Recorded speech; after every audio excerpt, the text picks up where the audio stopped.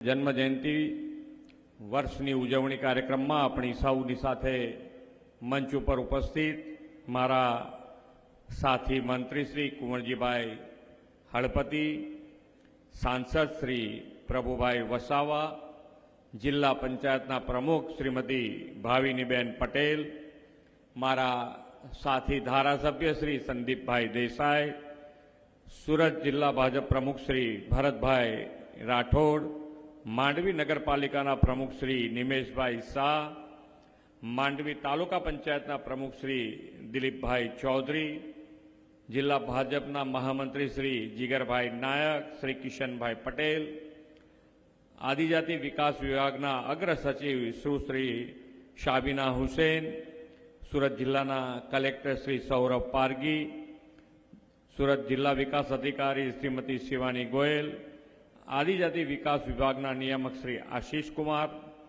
પ્રયોજનના વહીવટદાર શ્રી સુનિલભાઈ, આમંત્રિત સર્વે મહાનુભાવો, પ્રેસ મીડિયાના મિત્રો, સૌને મારા નમસ્કાર.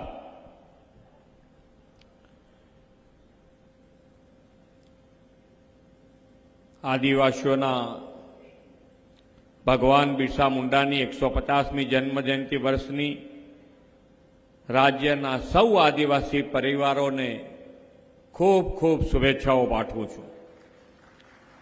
આજે રક્ષાબંધનનો પવિત્ર તહેવાર છે.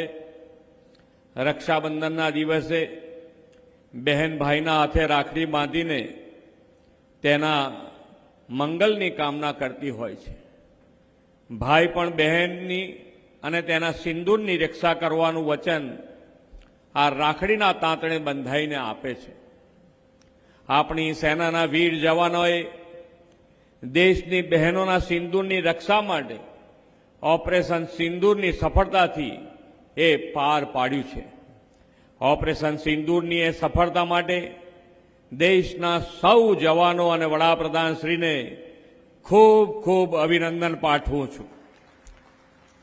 વિશ્વના સૌથી વધુ લોકપ્રિય નેતા અને યશસ્વી વડાપ્રધાન શ્રી નરેન્દ્રભાઈ મોદી પણ કરોડો માતા બહેનોના કલ્યાણ, સુરક્ષા અને વિકાસ માટે દિવસ રાત કામ કરે છે. વડાપ્રધાનશ્રીએ માતા બહેનોની સુરક્ષાની સાથે સંસ્કૃતિના જતન, વિરાસતના ગૌરવ અને રાષ્ટ્રહિતને પણ એટલી જ પ્રાયોરિટી આપી છે. તેમના માર્ગદર્શન અને પ્રેરણાથી દેશભરમાં આ વર્ષે આપણે આદિવાસીઓના ભગવાન બિરસા મુંડાની 150મી જન્મજયંતિ, સરદાર સાહેબની 150મી જન્મજયંતિ, બંધારણના અંગીકરણના 75 વર્ષ અને અટલ બિહારી વાજપેયીની જન્મ શતાબ્દી ઉજવી રહ્યા છીએ.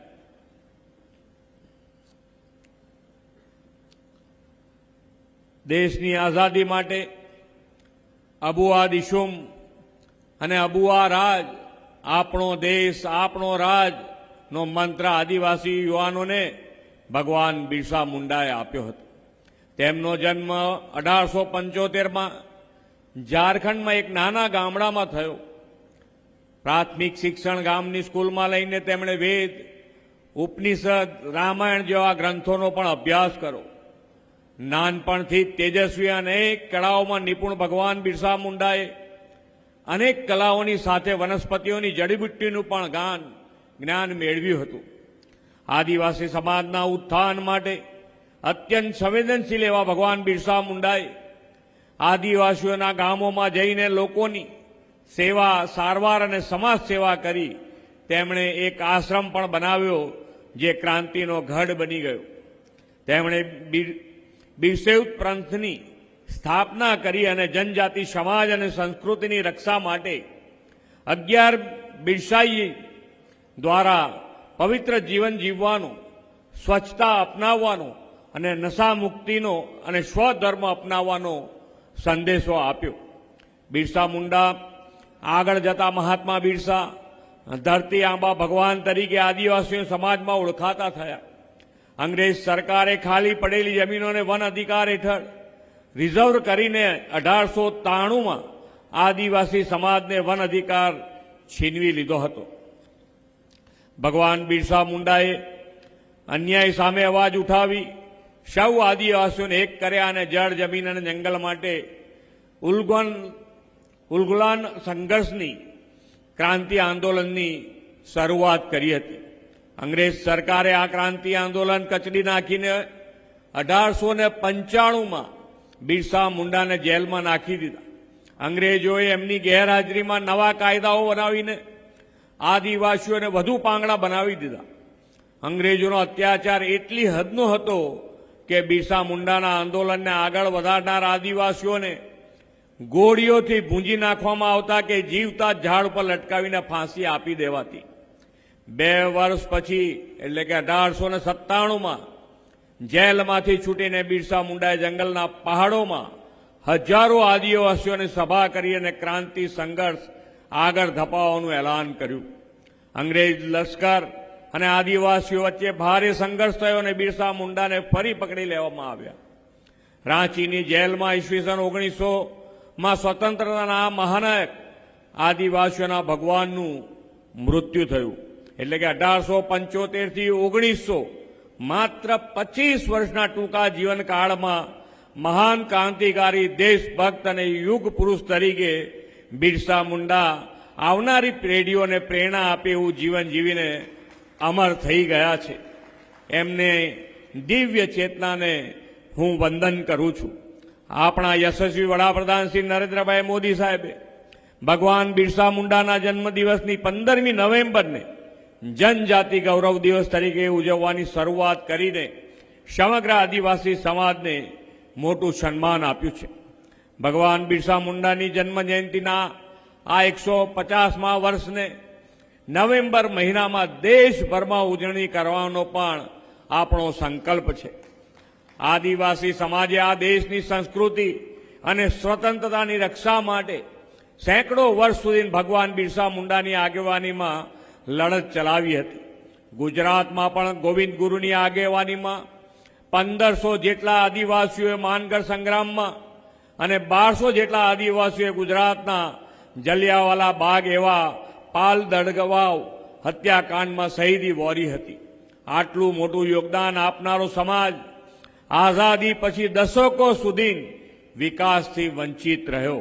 જેને કોઈ ના પૂછે તેને મોદી પૂજે છે. એ વાત આદરણીય વડાપ્રધાનશ્રીએ આદિવાસીઓના સર્વગ્રાહી વિકાસની અનેક યોજનાથી સાકાર કરી છે. વડાપ્રધાનશ્રીના માર્ગદર્શન અને નેતૃત્વમાં પાલ દડવાલમાં વીરાંજલિ વન અને માનગઢમાં ગોવિંદ ગુરુ શહીદ વન બનાવવામાં આવ્યું છે. આદિજાતિ સમાજની આસ્થાના કેન્દ્રો એવા દેવ મોગરા, સબરીધામ, પંપા સરોવર, ઉનાઈ માતા જેવા તીર્થક્ષેત્રોના વિકાસ માટે રાજ્ય સરકારે અનેક પગલાં લીધા છે. સૌનો સાથ, સૌનો વિકાસ, સૌનો વિશ્વાસ અને સૌના પ્રયાસના મોદી સાહેબના મંત્ર સાથે આજે રાજ્યના 14 આદિજાતિ જિલ્લાઓમાં વિકાસના અનેક કામોના લોકાર્પણ અને ખાતમુહૂર્ત પણ થયા છે. આ વિકાસ ઉત્સવમાં આજે 480 કરોડના ખર્ચે 14 જિલ્લાઓમાં 2500થી વધુ કામો મળ્યા છે. છેલ્લા 10 વર્ષમાં આદિજાતિના બાળકોના શિક્ષણ માટે રૂપિયા 4300 કરોડથી વધુની શિષ્યવૃત્તિ સરકારે આપી છે અને જ્ઞાન શક્તિ ટ્રાઇબલ રેસિડેન્સ સ્કૂલ પણ શરૂ કરી છે. આદિવાસી સમુદાયમાં પોતાના હકથી વંચિત રહી ગયેલા અતિ પછાત જનજાતિ સમુદાયના લોકો માટે વડાપ્રધાનશ્રીએ 24,000 કરોડ રૂપિયાની PM જનમન યોજના શરૂ કરાવી છે.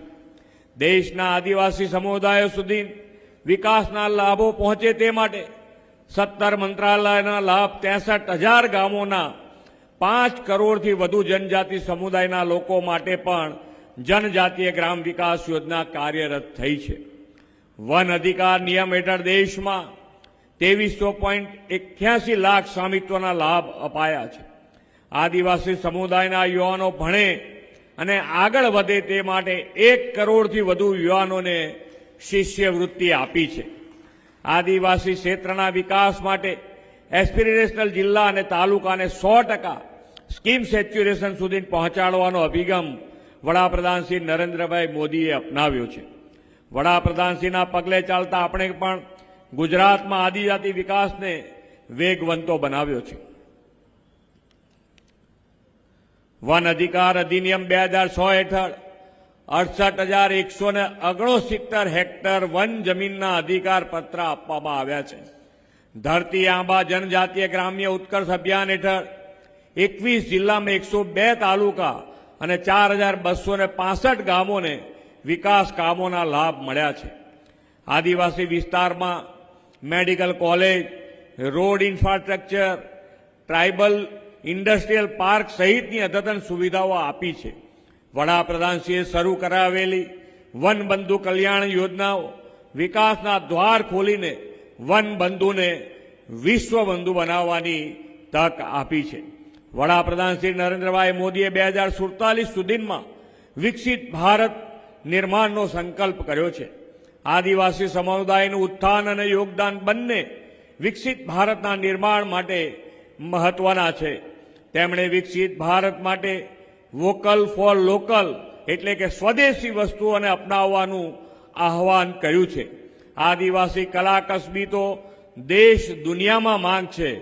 હવે તો વડાપ્રધાનશ્રીએ મિલેટ માટે ફેલાવેલી જાગૃતિના કારણે મકાઈ અને રાગીની પણ માંગ વધી છે.